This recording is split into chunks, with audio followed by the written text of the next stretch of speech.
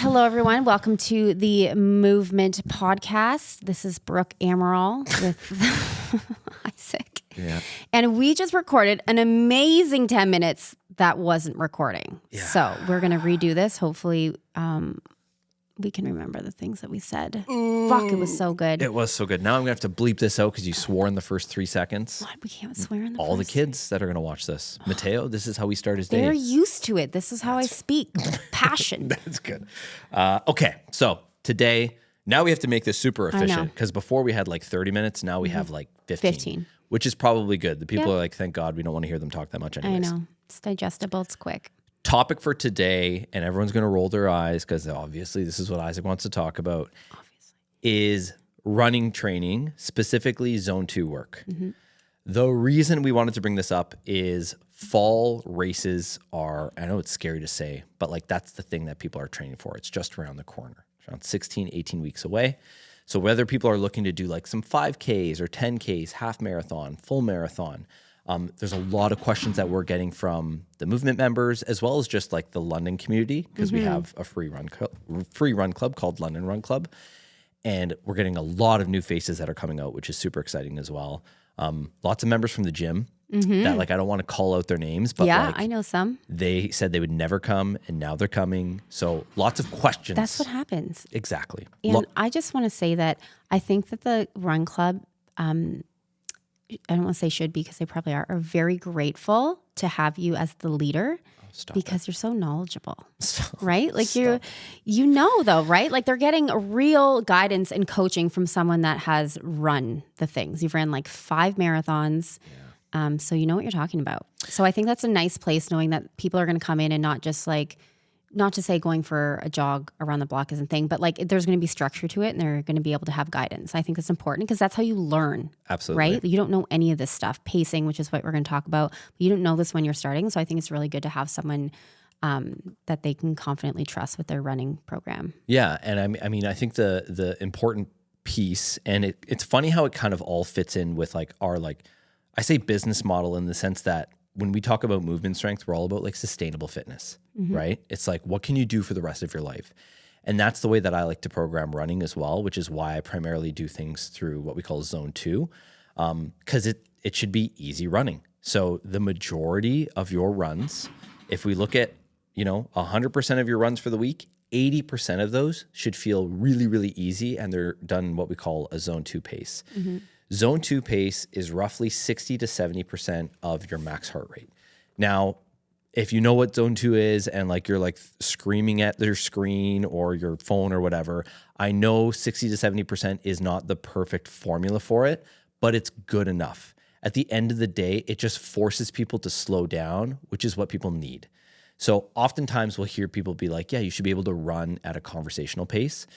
And that's good advice, but the reason I always struggle with it is it's a little bit subjective in the sense that like, okay, so I'm talking to Brooke on the phone and I'm like, how's it going? And it's like, is that a conversational pace? A comfortable conversation where you're not having to like gasp for air or you say 3 words and then you're need to like, like breathe in, right? Exactly. Like a comfortable carry-on conversation. But even with that, for me, it's still a bit too subjective where like, if you know what your zone 2 heart rate should be, and once again, 60 to 70% of your max heart rate. I'll include a link down below to a website that like, it actually gives a pretty good indication of what it should be. Obviously it's not perfect if you're not going to be getting like testing done, but like it's all I've ever used and it worked out fine for me. It's just, it's nice to be like, I'm going too hard. I need to slow down. So it's just nice to have that feedback because the reason that most people hate running is they have no idea how to pace it. So we see, we have running programmed in some of the workouts that we do here at Movement Strength. We had one yesterday where it was like kettlebell swings and you do a 200-meter run and all this stuff. And people go out flying for the runs because it's a small portion of their workout. So now when I say, hey, as a part of your training, you're going to go out and do a 30-minute run, they're like, oh, I can't do that because they think that they have to go out at the same pace that they did for the 200-meter run during the workout. And it's completely different. So that's where it's nice to have like the direction of, hey, I want you to go out for a run, but I don't want your heart rate to go above 150 or whatever it's going to be for you. Yeah. I'm going to talk about my zone 2 experience for a second because when I used to run before I started running, I'm not big into, I shouldn't say it's part of my weekly routine. I'm a little bit seasonal now, so I'm getting back into the running. I ran 2 half marathons. I learned a lot. And then ran in high school, but whatever, you're not getting that kind of coaching in high school. But like years ago, I remember specifically saying like, I will never run a 10K because it was just, I'm like, this is going to be torturous because when I ran 100, 400, whatever we were doing in a CrossFit workout, like it sucked. So I remember going out for a run and like my one speed was like, just get it done. And so every run felt shitty. And I think that's a lot of people, they just have one pace. Yeah. And then when I learned to go slow, I remember being like, okay, I'm going to run 5K. And I kept asking myself, can I maintain this for an hour? And if I was like, no, I couldn't, then I slowed down. And I got to the end of it, I was like, okay, I'm not dying. I can enjoy this. And then even when you were doing my programming and it was like zone 2, which I think if you're a new runner, can be excited about a run program that's not going to destroy you because you know 80% of your runs are going to be quote unquote easy, right? Manageable, which I think is really important because running can be a little scary to jump into if you set this goal of going to run a half marathon having not run before, but you're not going out sprinting every day. That's right. Right? It's like you're going to run at a pace that is going to seem slow, but like I'm sure you'll say is running slower is going to benefit you in the long run and you'll end up running faster as your capacity increases. Exactly. Right? So if we think of the point of zone 2 running is training your aerobic system. And if you think of running like a marathon or a half marathon, you're mainly going to be in like, you're trying to train your aerobic system. So when people are constantly going out and trying to just sprint their runs, that's actually not great because you're not training the system that you need to run the actual race. So zone 2 is going to be key. And I'll put that link below so you guys can go find out what your zones are. You know, there's zone 1, 2, 3, 4, 5. Some people do like zone X, zone Y. At the end of the day, all I care about is zone 2. That's where like your easy runs will be. Then during your speed days, so London Run Club, we have free fartleks or interval runs every Wednesday at 5:30. That's free for everybody. They're leading up to some sort of fall race. So like if you do have a race coming up to the fall, come out. It's free. You'll get some structure to your workouts. That is when you have permission to run as fast as you would like. It does not matter what your heart rate is during those workouts. Except for like the warm up, obviously. I don't want you guys to go blistering fast. That's where we're like trying to just warm up our body. But when it's like 1 minute hard, 2 minutes easy, 5 rounds, that 1 minute hard, like it doesn't matter what your heart rate is. Even the 2 minutes easy, I don't care what your heart rate is. You might sometimes hear me say, okay, Brooke, for your 1 minute hards, I want you to go out at a really, really hard pace for you. However, at the end of that minute, it shouldn't be so hard where you have to be on your hands and knees. You should still be able to go into your zone 2 pace. So we have zone 2 heart rate, right, which is roughly 60 to 70%. Once again, I know it's not a perfect formula. And then there's zone 2 pace. And zone 2 pace is what your pace would be roughly when you're running in your zone 2 heart rate. So for me, my zone 2 heart rate is around 137 to 150. It's a range. And I know my zone 2 pace is anywhere from like 5 minutes to 5:45. Depends on the day, depends on the temperature, some other sort of variables going there as well. So when I run this hard 1 minute, I don't look at my heart rate. I don't look at my pace. I just go hard. And then when I go for my 2 minutes easy, I still want to try to keep that pace between 5 minutes and 5:45. Which is going to feel different after an interval, right? 100%. So like and this is why I think it's important. And I also remember an exact workout where I had intervals that were hard.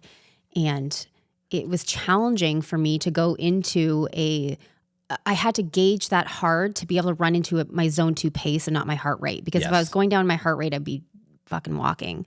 But being able to like run something hard and then go into that zone 2 pace. Yes. But when you get there and you can like feel it out, and I think as a new runner, like this isn't stuff that you're going to get off the bat because you'll need to like figure it out. Yeah, exactly. So it's very, very important to know, like during that 1 minute hard you're going out, during that 2 minute easy where you're in that zone 2 pace. So for me, between 5 minutes and 5:45, during that 2 minutes, my heart rate is not going to be in zone 2. But that's why I want the pace to be there, though. It's a different style of training. So that's when you can go out hard is those fartlek days. And for most of my runners, like if you're training for a 5K, a 10K, or a half marathon, you're mainly doing 3 runs. So one of those would be a shorter zone 2. Shorter is obviously subjective, but a shorter zone 2. Then one of those runs is a fast run, which is like when you get to do your fun speed work and your heart rate. I don't care about it.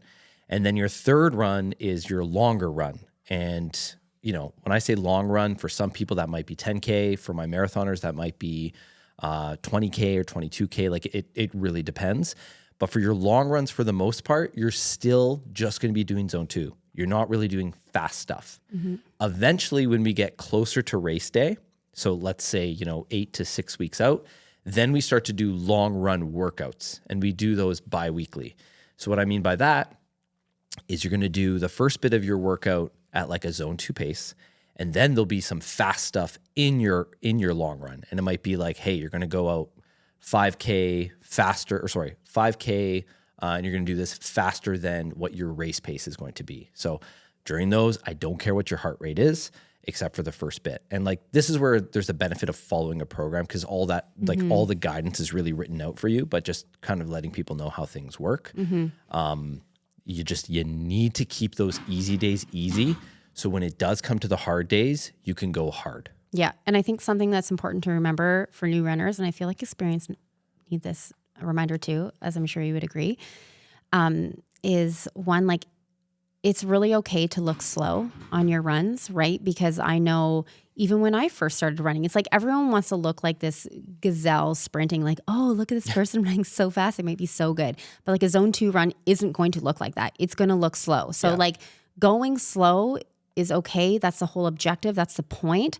So even if you feel really good on a zone 2 run, you still got to stick with that zone 2 heart rate. Yes. Right? And I think that's important, is that some newbies are like, I remember specifically talking to a client about this, and she would do all her runs on the treadmill because she didn't want to look slow. But I was like, that's the point. Like 100%. You have, and any runner would know that, right? First of all, no one should be judging you because you are out for a run, but like, be okay with going out and going slow. There is a rhyme and a reason to it, and there's a purpose, and that's really important. Yeah. Like my zone 2 pace is a minute, 90 seconds, sometimes 2 minutes slower than my marathon race pace. So like you don't need to be trying to train your race pace during easy runs. If race pace was easy, then you obviously have to run faster for your race. Yeah. And then something I just want to say about the run club on Wednesdays, because it is normally like fartleks and intervals and stuff, which I think could be intimidating for new runners to come into. For sure. Is that we're not running in a straight line and everyone sees who the fastest is, because we do it on the Blackfriars. What do you call it? There's like I don't know. It's like the path above Harris Park by Blackfriars Bridge. First of all, it's the most amazing spot to do intervals. It is nice. But like everyone is spread out. So if you're someone who's like, oh, I don't know if I can do 6 intervals hard. First of all, no one knows what any interval anyone's on. So if you want to do 3, that's fine. But as long as you're going what's hard for you, that's the most important thing. No one's racing each other. It's the most welcoming atmosphere that like, just don't be intimidated to come out to like an interval day if you're new to running. Yeah. Right? Absolutely. Because it can be scary. You're like, oh, I'm not fast. Like no one cares. No one knows where you are, and everyone starts at different paces. So you're going to do you at that run. And we all know you're going to feel amazing after. And like getting that first one under your belt, you're going to be addicted because it's fun running in a group. On a nice day, it's the most beautiful spot to run. So don't be intimidated to come out to a fartlek or interval day if you've never done it before. 100%. And this is, I still like, I know the idea of like intervals or running fast can be intimidating. But for me, I still think it's such an easy and inclusive way to get everybody involved because we all stay in the same spot. So it's not like, hey, we're going to do a 5K community loop and then you get lost. And then you feel behind. Exactly. People are running there and back. Like it's one, if you've never been there, it's just like a long straight stretch where people are running back and forth. Exactly. So, and it's motivating. It is. Right? And I stay at one of the stations so people can bring water and like you can store it with me. And I just take pictures and yell at people. It's fun. Yeah. Yeah. You can walk. You can do all that stuff. Isaac's there heckling at you. Pretty much. It's a fun atmosphere. It is. So last bits, and this is just because everyone needs to be reminded. When we talk about zone 2 running, I hear this from my clients all the time. It's not what your average heart rate is throughout your run. Okay. So my favorite one is people like, did a zone 2 run. And let's say their zone 2 pace is whatever, or zone 2 heart rate's between 137 and 150. and then I look and their average is at 150, but they finished at 170. It's like, well, no, that's because if you went on a long enough run and you started at 100 BPM and then you finish at 170, sure, it's going to average at around 150. But the idea is that you hold that zone 2 heart rate the entire time, or at least close to it. So if it's like an hour run and your zone 2 tops out at 150 BPM and maybe you end at 153, that's fine, because that's just cardiac drift. Like your heart rate is going to increase over time as your body's getting tired and bits like that are happening. But we want to make sure that we're maintaining close to your zone 2 during the entire duration. And it's also important that like you warm your heart rate up in a sense. So people are really guilty of, all right, if your zone 2 is between 137 and 150, once again, I'm just picking on my own, people try to get there really fast. So they start their run and they're like, okay, I'm only at 100 BPM. So they're like running fast. Like, ooh, I'm at 140. And then they're still running fast. And all of a sudden it spikes up to 170. And they're like, Isaac, I can't get my heart rate back down. It's like, of course. You need to, first off, it's going to take time to figure out what your zone 2 pace is. But like, go out, run slow, run like a 7-minute. And then from there, if your heart rate starts to plateau and you're below zone 2, go a little bit faster for another 5 minutes. When your heart rate plateaus, go a little bit faster. And like, just figure out what that zone 2 pace is. And then when you go out for your run, for me, it's between around a 5-minute and a 6-minute. I'm going to go out at maybe a 5:45 and I'll see where my heart rate is. If it's a little bit high, it's like, okay, today this is telling me my body's kind of tired. So I'm going to just hang out here. If it's still low, then maybe I pick it up a little bit, but don't go out guns a-blazing. You really have to ease into things. And that takes time. Like it's almost like a bit of an art. And if you're just starting running, even with like the intervals and the fast stuff, like you're not going to know what your hard pace is yet. I've had runners that have been with me for 2, 3, 4 years now, and they just start to dial things more in every single year as they like get more used to the training program. So if this is your first year, like this is your discovery year. Year 2, year 3, that's when we start to figure things out more. But we want to do this nice, easy approach because this means that we can run well into, our later ages. So be nice to your body. We want to do the sustainable approach. And it can still make you, if you want to be fast one day, like it can, I've qualified for Boston from running primarily via zone 2. So it's like running slow is sexy. I was just going to say, can you repeat the quote that was in our last one that didn't get recorded? Was it slow is sexy? Yeah, slow is sexy. Yeah, you're sexy if you go slow. I think that's great. Who doesn't want to look sexy when they're running, right? I like how you said it, and then you're like, shit, I don't know. I'm just going to go hard on this quote. I know. I took it a step further. That's okay. So yes, if you are just starting with me, or if you are just interested in starting to do some running, I highly, highly recommend you primarily do zone 2 training. Yes, it is going to feel like you are running really, really slow, and it should feel really, really easy. That is fine. Get used to running slow. Get used to maybe feeling like it's silly that you're running so slow, but nobody gives a fuck. Yeah. Cool. Follow the plan. Follow the plan. If you do have any questions, if you do need some help with programming, shoot me a message. But like, by all means, you don't need to be working with me to ask me questions. I love when people come out to London Run Club. It is free for everybody. So bring your friends, bring your family, bring your kids, bring whomever you want.